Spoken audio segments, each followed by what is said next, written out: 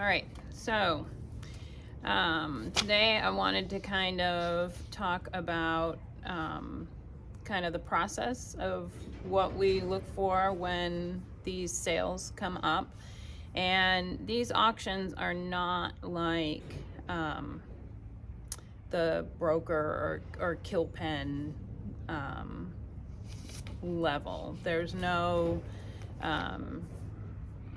it's not a rescue. It's more what we try to focus on, which is repurpose, which we see a horse being run through sale after sale, auction after auction, maybe not working for the job that it's suited for, maybe coming out of a job where it wasn't working and they feel like, you know, the only place to go now is to be a road horse or pulling a buggy down. It's not necessarily going to be working for that horse either. So that's what we kind of try and keep an eye out for, because while these are quality Morgan sales, they are they highly target a specific market and a specific job. They're and that's not bad. It's not terrible. It's not to say, you know, homes are relative. You know, it some do work for this industry in the Amish, and some do work for the jobs on the road, but there's others where they aren't prepared for the environment they're coming from. A problem hasn't been solved for them, and it's not going to make it any better, and it's actually going to put the new buyers potentially at risk, because they're looking for something safe, something that can do the work, something that will safely take their family in a heavy trafficked area. And if you've never ridden in an Amish buggy on the Pennsylvania roads, it's very hilly, it's very rough, up and down. It is work for them, but they're expected to do that job. And the harder part is the traffic. There's 18-wheelers that come slamming by you, and they don't care. And if a horse is already reactive, putting him in an environment that's going to cause more reaction is just not safe, in my opinion. So we try and look for those and promote those who need a way back out, and just someone to take the time to either back up, go slower, rehab a problem, and see what kind of job they might be more suitable for, and not be in that rush or that high standard. There's a lot of pressure, I think, to compete at a certain level and feel like you need a certain horse, a certain age. They have to be doing A, B, C, D.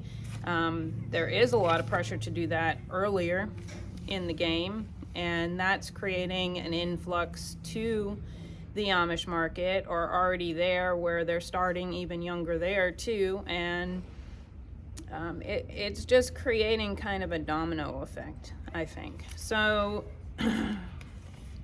when we look through the catalog, it's not with the idea of rescue in mind. It's with the idea that we need to encourage more people, average owners, to come on out and see the horses and actually participate in purchase, and see if they can work for a different job.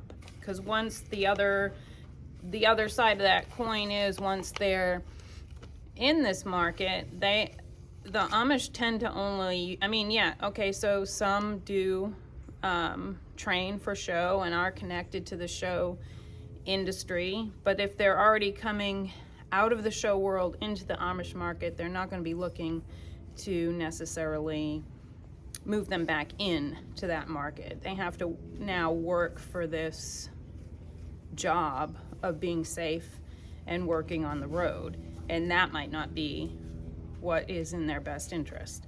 But once they get in this market, unless somebody's really looking for these horses that have gotten into this market, there's no way out but auction to auction, owner to owner, to eventually where you do end up, and that's where you see them at the lower level auctions and the broker lots, and or just being shipped and you never know. So the point in Repurpose is to try and get them before, try and help retrain them and market them to a job, or and match them with a person who is willing to do that. So there's some big ones. There was a new one, Morgan Gold Cup breeders in Mount Hope, Ohio, this past weekend, and very nice horses, a lot of nice horses, and prices were pretty high, or average. So mid-A's always been kind of a catch because it is in the middle of the week. Excuse me. And sometimes the last year I went in 2022, it was pretty busy and prices were fairly strong. So, but then they were all over the board too. So anyway, going back to what we look for age, we look at if they've been through prior sales, if they have a show record. Age is a big component to all that, and just kind of highlight those, and those are our highlights when we share, to see if there is, again, interest in someone purchasing and trying again, because it's not necessarily pulling a buggy down the road that's gonna help them or make it better. It's more, it could be use until they just break completely, and then it's just more expensive of a rehabbing process at that point. So the first one I had highlighted was lot 15. It's GMF Fire Beat. He's 6 years old. It reads, Bay, 6-year-old gelding that rides and drives, would be a good boy's horse. He's got speed, looks, and what it takes to impress the girls. So we found out since that someone who was a former owner had reached out to me about him, and he has motion to burn, really, very naturally. Probably could easily go park, but I guess, you know, nowadays they want big park horses, and it's just not in his favor, because he is, I think is what they told me, he's like 14.3. So he's the smaller side of everything, which again, if you think about it, if he's got this training and he has this potential, there are a lot of people that could be introduced to the breed on something of quality like this horse, train and show, and at least get them started, get the ball going, and who knows, they might just be a lasting owner and a lasting client. And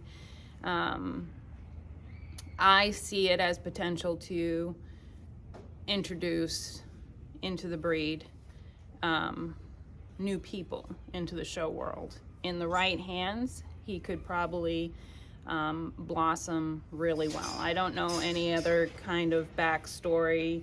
Haven't called yet to see any information on him. But just because he's fancy and hot, he might be a little hotter driving, so he might not impress the girl too long if he's a scary ride or drive, I should say.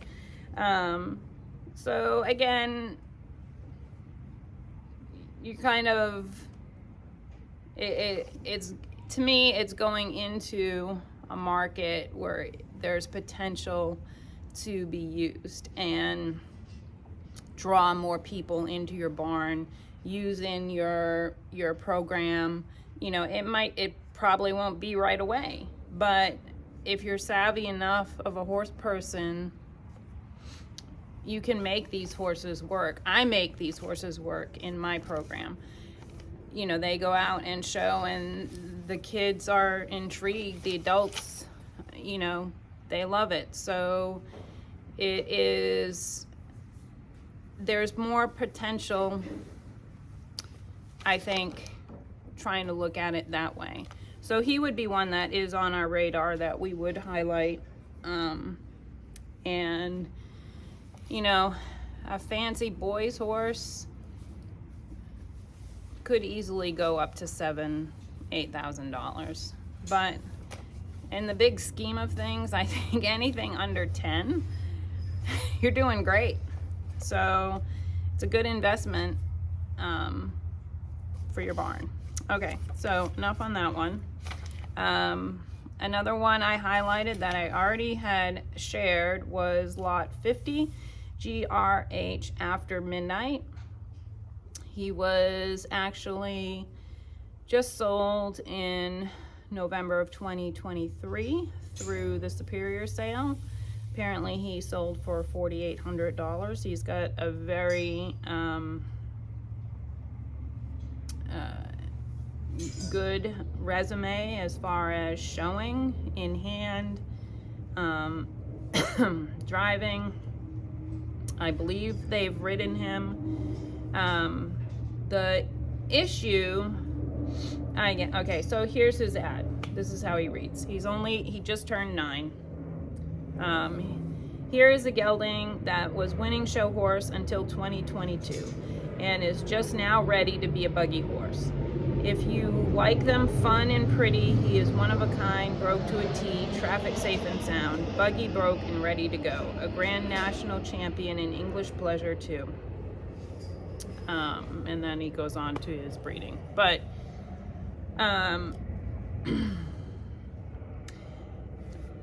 we have since, a few different people have reached out privately about the horse being a little back sore, and that's why they stopped riding him, and they drive him and he never touches the check.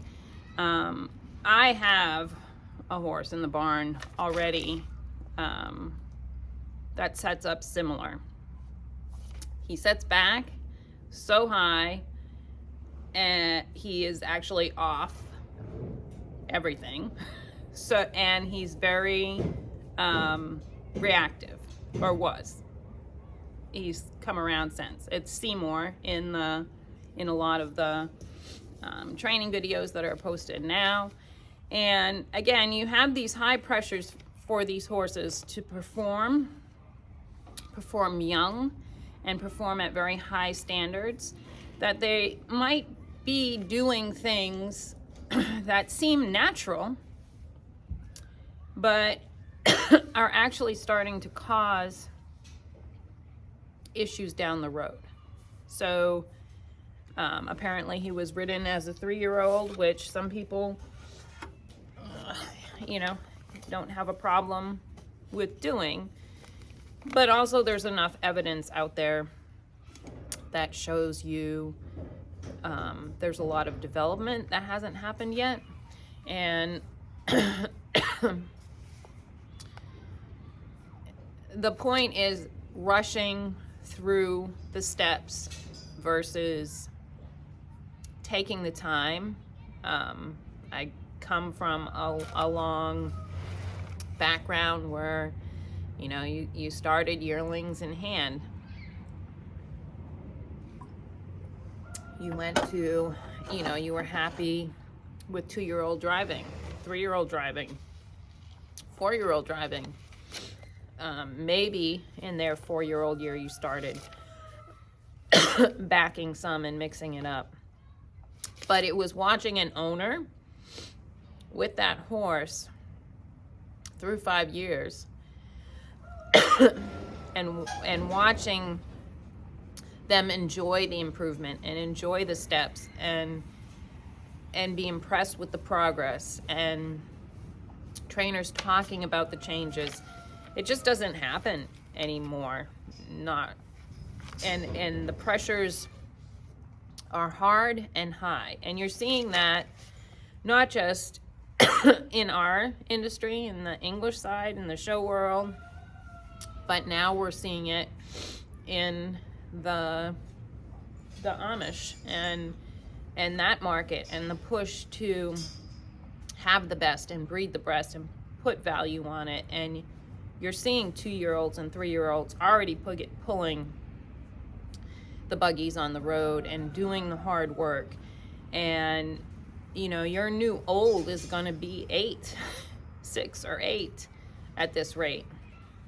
You're seeing a lot go through the catalogs as 2- and 3-year-olds, babies having babies, and it's just hard to see the rush and see how that's affecting things down the lane to try and help these horses later. There's just so much. So anyway, looking, I mean, his photo is in the catalog, and he is very upright and he doesn't touch the check, but is that the cause of it? Does he need to relearn, you know, stretching down, similar to Seymour, and strengthening his back and reworking all those pieces so he can be asked to come up? Yeah, that part might be natural, but is he doing it naturally, or is he doing it because he's been afraid of the opposite effect? So not only is he doing it up, and he's doing it tight and tense, and so that is what you should be looking at when you're looking at these horses. Him going down and pulling a buggy now on the road, I think is going to cause more problems, and he's just going to break down faster. So that is why he is on the list. It was interesting to see, I'm skipping around a bit, 97 is Sultana's Pringles, and she is a 12-year-old black driving mare. She's probably bred. She's got some RG Denmark black lady in her, so she's probably very built to do the work. Different structure, different intent in the breeding all along, but it was interesting to see that the Amish have put her in the Full Circle program, so that if she does come up at risk, they can be contacted. So that was just a highlight, something to watch. Probably a very good mare. It just says she drives. It doesn't say that she rides.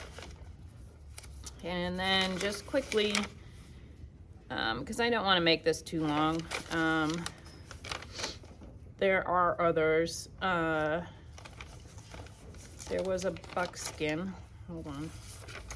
Let's see if I can find her. There's a lot of young ones, though. There's 4-year-olds with good breeding, a lot of yearlings with very good breeding. If you're wanting to start fresh and young. Triple Pines Misty, I do believe she's been through a few sales. That name, I feel like I have come across her before, and that's why I highlighted her. She's lot number 51. This mare can drive, looks good doing it, with top pedigree and proven producer of some offspring. She is for Serious Breeders Program. Lot 76, which I also have, is her yearling Black Ace stud colt. She is in full to Roberto Cavalli for 2024. Last breeding was in June. And she is qualified for the Michigan Morgan Horse Breeders Futurity. And then something like Roxanne T Smoky Gold is lot 70. She's 2020 and gray buckskin mare, 4 years old. Color is not something that the Pennsylvania area goes for, so that's why she's on. It reads, nice compact mare with unusual color, traffic safe and sound, rides and drives, used as Western pleasure or good driving mare. She has lots of stamina. She's registered as a buckskin, but is now coming in gray. I'm not exactly sure what that means, but there's no picture. So, yeah. That is pretty much, I mean, the yearlings, lot 74, 2-year-olds, lot 75, lot 81. Oh, and I forgot about these two. Okay. There is, and it's just interesting. It would be more interesting to see them in person. I am not going to make it out there, but I will have people on the ground for me. If anybody was interested in bidding, not just on the ones that I'm highlighting. So lot 93 is D. Alicia. She is a 2017 brown mare, 15-2 hands. Traffic safe and sound, ready for 30-mile trips. Fingertip control, boys horse deluxe. She's full sister to D's Sensible Austin, who was the 2022 world champion junior exhibitor Western dressage horse. So they're trying to pull out potential for you. It's easier to pull that apart when you're there. But again, we could probably get someone to get video if anybody was interested. And then lot 96, Lilac Lane Bobby. It's a 2018 chestnut gelding. It says 16-1 hands. Bob is big, bold, flashy, 16-1. He's full-bodied and a lot of natural action. As sweet as they come, trained to drive and started under saddle. So he's 6 years old and only started under saddle. But I would look at it with potential for sport horse. People are looking for big. I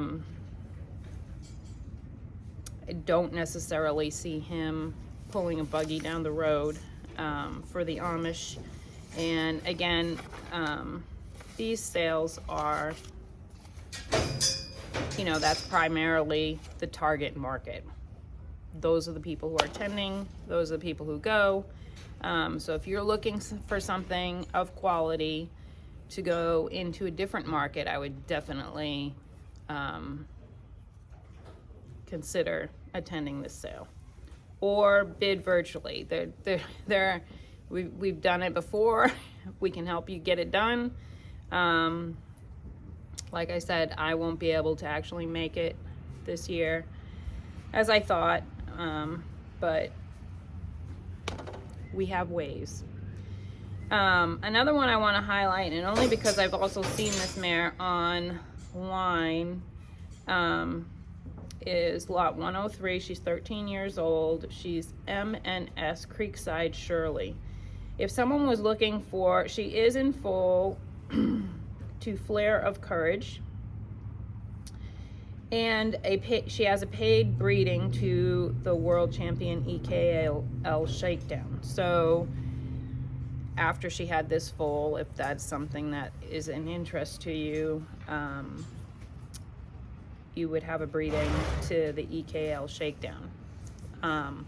But also I've seen the kids riding her. If you were looking for something for your lesson program, something a little bit bigger, she would definitely be one to consider, not just for your breeding program. I guess that would be up to you. Maybe they'd let you switch to a different mare.